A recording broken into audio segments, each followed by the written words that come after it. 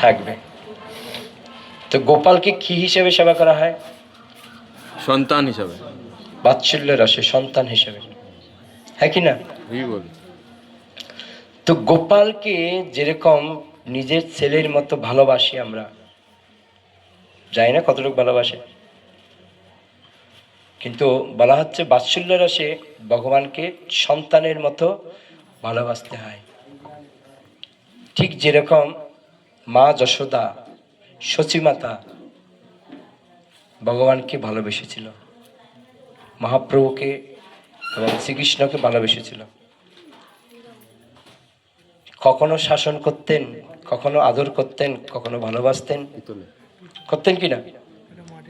তো ঠিক সেরকম আমাদেরও, যদি আমরা মনে করি মহাপ্রভু আমাদের ছেলে, তাহলে কার জন্মদিন? কার জন্মদিন? ছেলের জন্মদিন।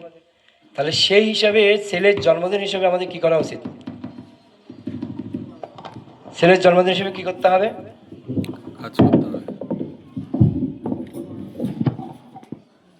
ছেলের জন্মদিন হিসাবে আমাদেরকে ভালোবাসতে হবে। আর লাস্ট হচ্ছে কি? লাস্ট কি? মাধুর্য। মাধুর্য মানে প্রেম।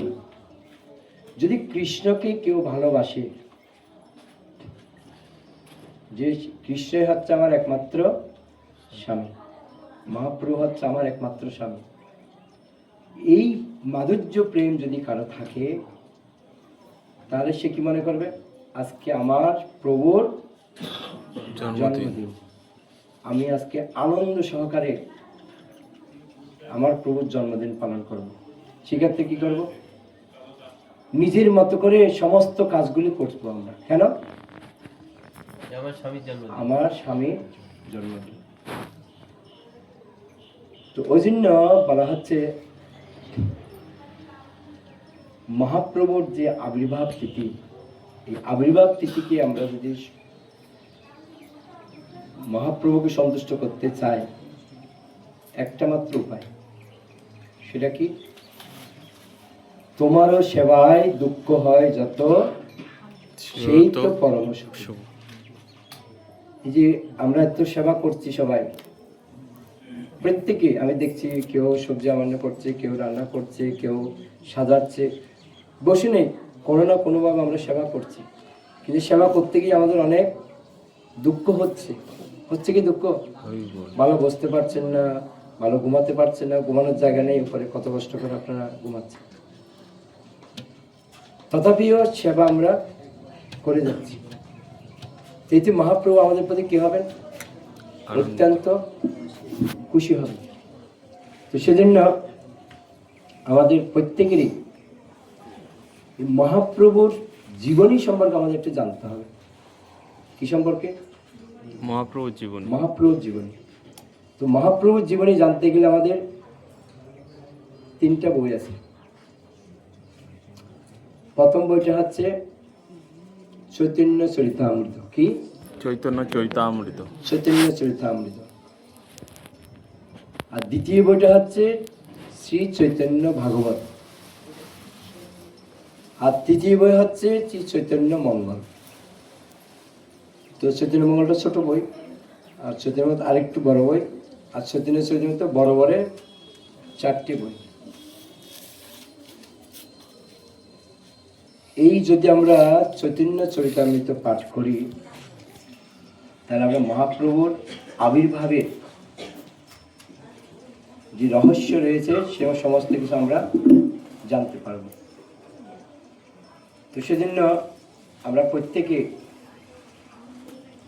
এই মহাপ্রভুর আবির্ভাব তিথির উপলক্ষে আমরা চৈতন্য চরিতামৃত থেকে কিছু শ্লোক করব।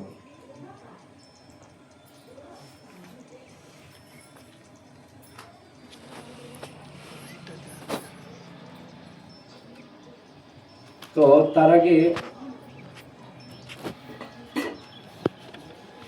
আমাদের একটা জিনিস ক্লিয়ার করতে হবে, সেটা হচ্ছে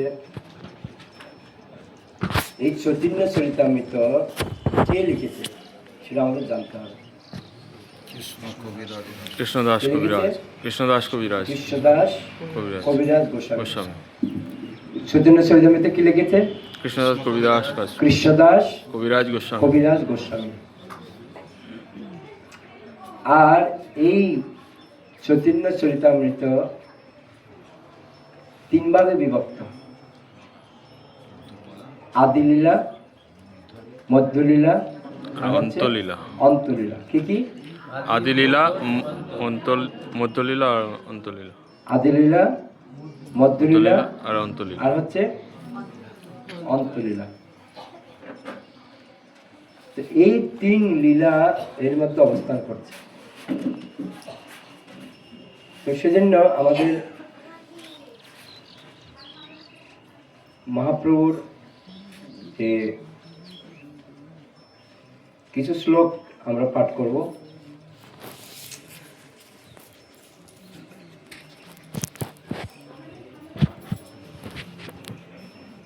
সবাই বলুন, আমরা একটা শ্লোক চৈতন্য চরিতামৃত আদিলীলা প্রথম পরিচ্ছেদ 1 নম্বর শ্লোক আমরা পাঠ করব।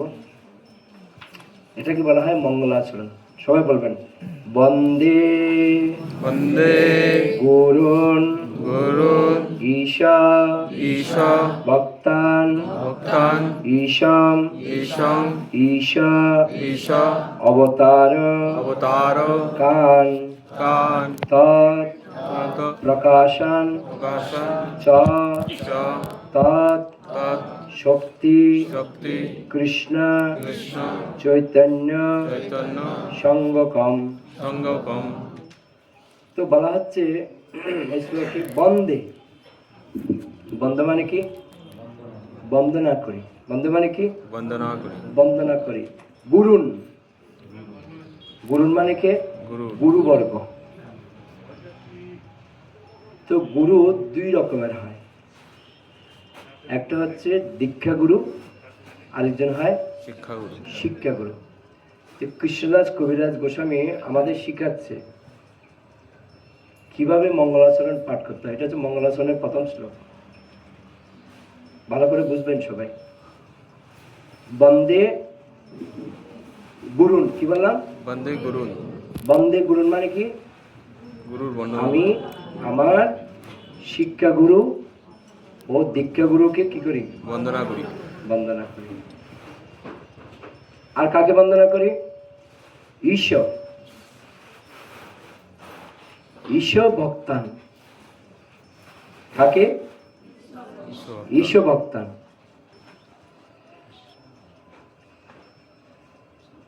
সাউন্ডটা একটু বলুন।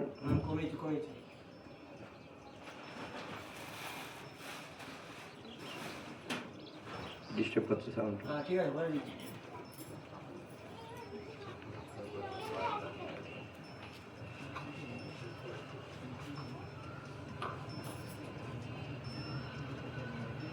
প্রথমটা কি ছিল? বন্দে।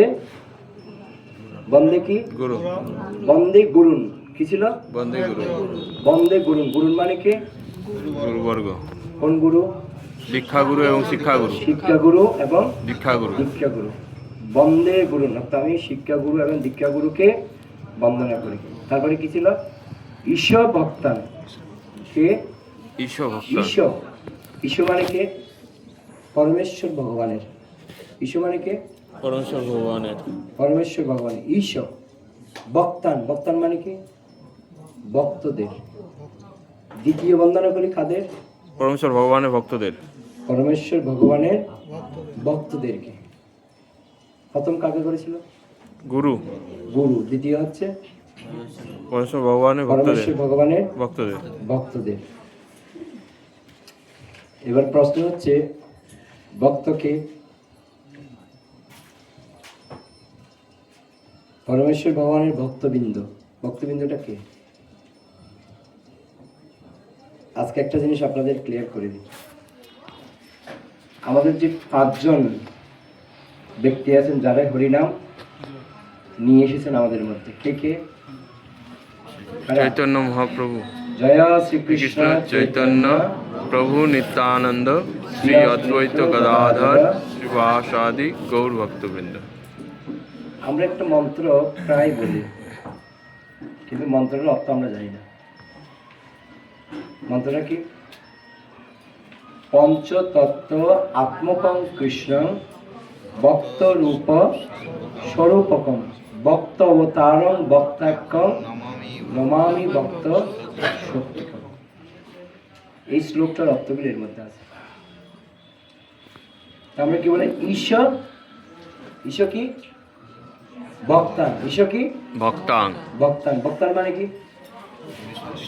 হ্যাঁ, পরমেশ্বর ভগবানের ভক্তবৃন্দের। ভক্ত কে জানেন? পঞ্চতত্ত্বের মধ্যে ভক্ত কে? এরম হাত জোর করে আছে। শ্রীবাস ঠাকুর। কে? শ্রীবাস ঠাকুর। ভক্তরূপে। ভক্তরূপে কে আসছে আমাদের? শ্রীবাস ঠাকুর। শ্রীবাস ঠাকুর। যে আমরা বলছি না পঞ্চতত্ত্ব আত্মকং কৃষ্ণ ভক্ত রূপ স্বরূপকম। তারপর হচ্ছে কি ঈশ্বর ভক্তান। তারপর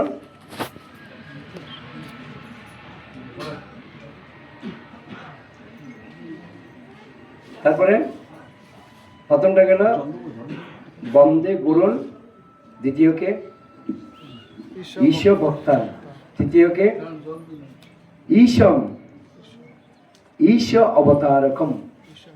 কি? ঈশ অবতারকম। ঈশম। ঈশম মানে কি? পরমেশ্বর ভগবানের। ঈশম মানে কি? পরমেশ্বর ভগবান। হরি বল।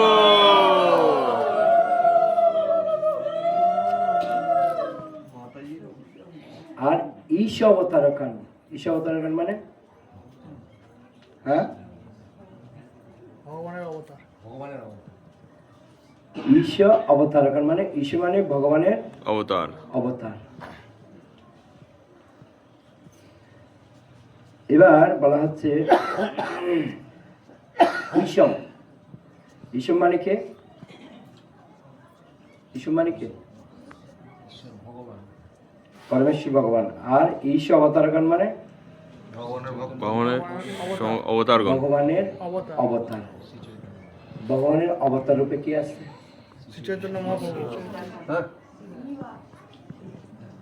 ভগবানের অবতার কি? অদ্বৈত আচার্য। কে? অদ্বৈত আচার্য। অদ্বৈত আচার্য কে? হ্যাঁ, তিনি হচ্ছেন সদাশিব আর মহাবিষ্ণু, এই দুজনের মিশ্রণ। অবতার কার থেকে হয়? অবতার থেকে। মহাবিষ্ণু থেকে অবতার হয়। আর সেই মহাবিষ্ণু স্বয়ং কি রূপে আসছেন? অবতার রূপে। অদ্বৈত আচার্য। তো যেহেতু অদ্বৈত আচার্যের মধ্যে কার গুণ রয়েছে? শিবের গুণ রয়েছে, সদাশিবের গুণ। ওই জন্য অদ্বৈত আচার্যের স্ত্রীর নাম কি? হ্যাঁ, সীতাপতি। এই সীতাপতি, সীতা, সীতা হচ্ছে কে? স্বয়ং পার্বতী হচ্ছেন সীতা। সীতা পার্বতী কি বলা হয়? আমাদের মহামায়া। কি বলা হয়? মহামায়া দুর্গা, তাই না? তো এই যে ঈশ্বর অবতারখান, যে আমি বন্দনা করি কাকে? কাকে? ভগবানের অবতার। ভগবানের অবতার গণকে। কে অবতার? কে? অদ্বৈত আচার্য। এগুলি জানতে হবে, না জানলে কি করে হবে? তার আগে আমরা জেনেছি কি? ঈশ্বর ভক্তান। ভগবানের ভক্ত। ঈশ্বর ভক্তান মানে ভগবানের ভক্ত। তারপর জানলাম কি? ঈশ্বর অবতারকান। অবতার মানে কি? ভগবানের ভক্ত। ভগবানের অবতার। অবতার। কি অবতার? অদ্বৈত অদ্বৈত আচার্য। আচার্য। তৎ প্রকাশন। পরে কি বলছে? তৎ প্রকাশন। প্রকাশন। তৎ মানে কে? সেই পরমেশ্বর ভগবান। তৎ মানে কি? সেই পরমেশ্বর ভগবান। পরমেশ্বর ভগবান। প্রকাশন, প্রকাশন মানে কি? প্রকাশ সমূহ। প্রকাশন মানে কি? প্রকাশ সমূহ। প্রকাশ সমূহ। এবার হচ্ছে ভগবানের প্রকাশ। ভগবানের প্রকাশ কে? কে? নিত্যানন্দ প্রভু। নিত্যানন্দ প্রভু হচ্ছে কে?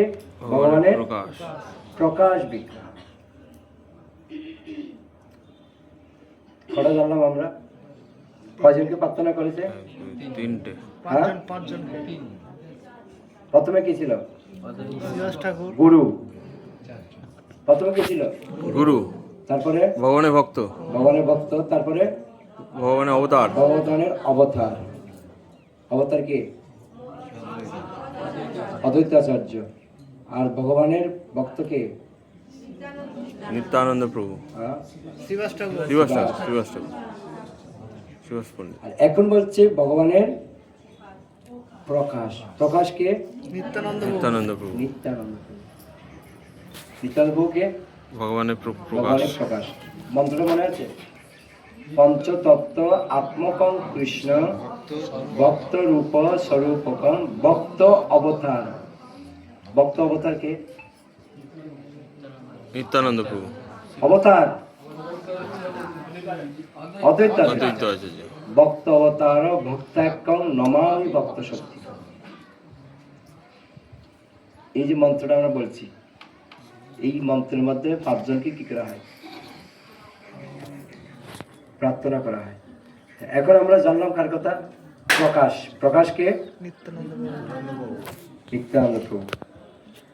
তারপর হচ্ছে তৎশক্তি। তৎশক্তি, তৎশক্তিকে গদাধর পণ্ডিত, তৎশক্তি হচ্ছে গদাধর পণ্ডিত। অর্থাৎ নারদ, ভগবানের শক্তি। ভগবানের কি শক্তি, শক্তি হচ্ছে কে? রাধা রানী, গদাধর। এই যে আমরা পঞ্চদত্ত বলছি না, পঞ্চদত্তের নাম আমরা প্রতিদিন বলছি। জয় শ্রীকৃষ্ণ চৈতন্য প্রভু নিত্যানন্দ শ্রী অদ্বৈত গদাধর শিবাসাদি মুখস্থ সবার। এটা যে কে কোন স্বরূপে আসছে? তৎশক্তি, শক্তি অর্থাৎ ভগবানের শক্তি রূপে আসছে কে? গদাধর। ওই জন্য আমরা গাই গৌরাঙ্গের নিজ শক্তি পণ্ডিত গদাধর। গৌরাঙ্গের নিজ শক্তি। নিজ শক্তিকে গদাধর পণ্ডিত। গদাধর পণ্ডিত। কয়জন হলো? 5, হ্যাঁ, 5 জন। কয়জন হলো? 5 জন। পাঁচজন, বাকি রইল কে?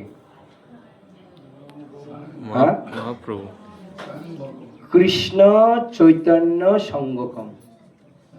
লাস্টে আমি প্রণাম করি কাকে? কৃষ্ণ, চৈতন্য, যিনি কৃষ্ণ ছিলেন তিনি কি হয়েছেন? চৈতন্য, চৈতন্য, তিনি মহাপ্রভু, হচ্ছেন মহাপ্রভু। মহাপ্রভু। সেই শ্রীকৃষ্ণ চৈতন্য নামক পরমেশ্বর ভগবানকে আমি প্রণতি বন্দনা নিব। করি। এই যে পঞ্চতত্ত্বকে যে আমরা বন্দনা করি, এই পঞ্চতত্ত্বের বন্দনা আপনারা বুঝতে পেরেছেন কে কোন স্বরূপে আছে? হরি বল। হ্যাঁ,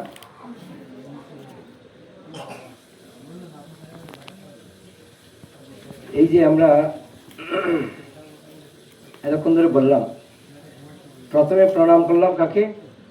গুরু এবং শিক্ষাগুরু, শিক্ষাগুরু এবং দীক্ষাগুরু, দীক্ষাগুরু, দীক্ষাগুরুকে।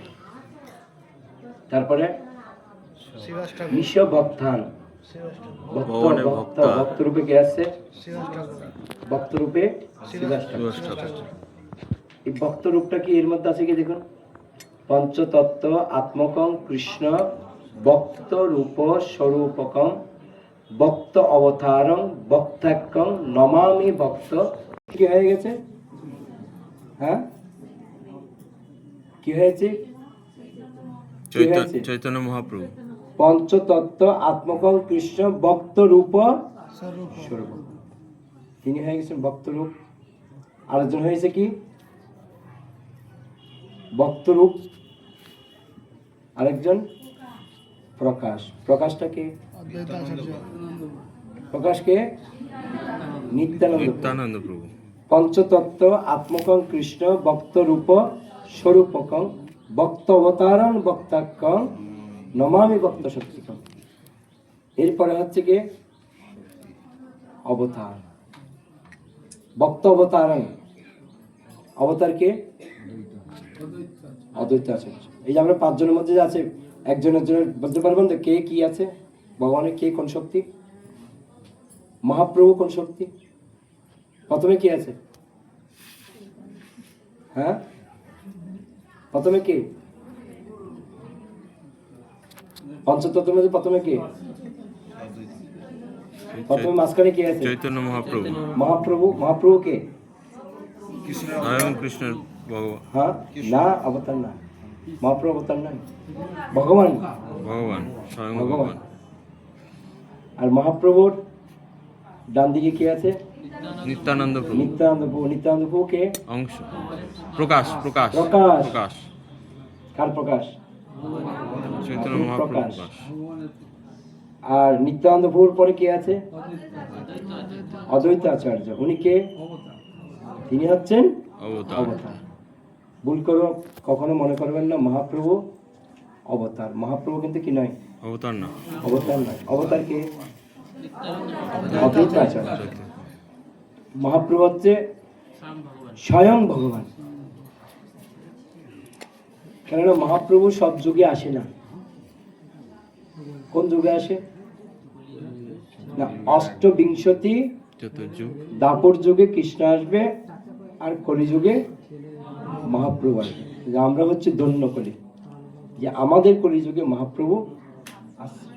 এরপরে আরো অনেক কলিযুগ আসবে, আরো অনেক কলিযুগ চলে গেছে, মহাপ্রভু কিন্তু আসেনি, কৃষ্ণ আসেনি। এই যুগটা আমরা ধন্য। আজকে আরো বেশি ধন্য, মহাপ্রভু যখন জন্মগ্রহণ করেছিলেন তখন ছিল কি চন্দ্রগ্রহণ, আর আজকে আমরা পেয়েছি আবার চন্দ্রগ্রহণ। হরি বল। যে আমরা মহাপ্রভুর কৃপা পেয়ে গেছি। এবার হচ্ছে মহাপ্রভুর বাদিকে। বাদিকে কে আছে? গদাধর পণ্ডিত। হ্যাঁ, গদাধর কি? মহাপ্রভু কি? হ্যাঁ, শক্তি শক্তি শক্তি। গদাধর হচ্ছে কি? শক্তি। শক্তি। আমি একটু বলেন না, গৌরাঙ্গের নিজ কি শক্তি কে? পণ্ডিত গদাধর। পণ্ডিত গদাধর। গদাধর প্রভু হচ্ছে কি? শক্তি। শক্তি। তারপর তারপর কে? শিবাস ঠাকুর কি? ভক্ত। শিবাস ঠাকুর কি? ভক্ত। মনে থাকবে? এদিক থেকে যাই, এদিকে প্রথমে কে আছে? শিবাস। শিবাস মানে ভক্ত। ভক্ত। তারপরে শক্তি শক্তি। তারপরে স্বয়ং ভগবান। তারপরে প্রকাশ। তারপরে মনে থাকবে? পঞ্চদত্ত ক্লিয়ার? বুঝতে গেল? কোনো অসুবিধা নেই তো? এই পঞ্চদত্ত কি কোন শক্তিতে আসছেন সেটা ক্লিয়ার হয়েছে? মনে থাকবে? মহাপ্রভুকে স্বয়ং কৃষ্ণ ভগবান। ভগবান। আর নিত্যানন্দ প্রভু প্রকাশ। নিত্যানন্দ প্রভু হচ্ছে প্রকাশ। আর অদ্বৈতাচার্য অবতার। আর গদাধর পণ্ডিত শক্তি। শক্তি। আর শিবাস ঠাকুর ভক্ত। মনে থাকবে? হরি বল। এই পাঁচজন পঞ্চদত্তের যে পাঁচজন, এই পাঁচজনের পাঁচটা শক্তি। স্বরূপ। এবার আমরা একটা বিষয় জানব, মহাপ্রভু কেন আবির্ভূত হয়েছে? কি আবির্ভূত হয়েছে? মহাপ্রভু। মহাপ্রভু কেন আবির্ভূত হয়েছে? কারণটা কি? কলিহত জীবদের উদ্ধার করার জন্য।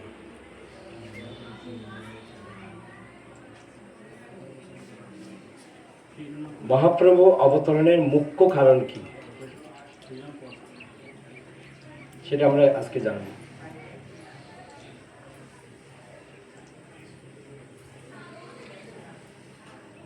তো প্রথম কারণ, এই যে চৈতন্য চরিতামৃত যদি পড়েন ওর মধ্যে পেয়ে যাবেন অনেক খুব সুন্দর সুন্দর পয়েন্ট আছে।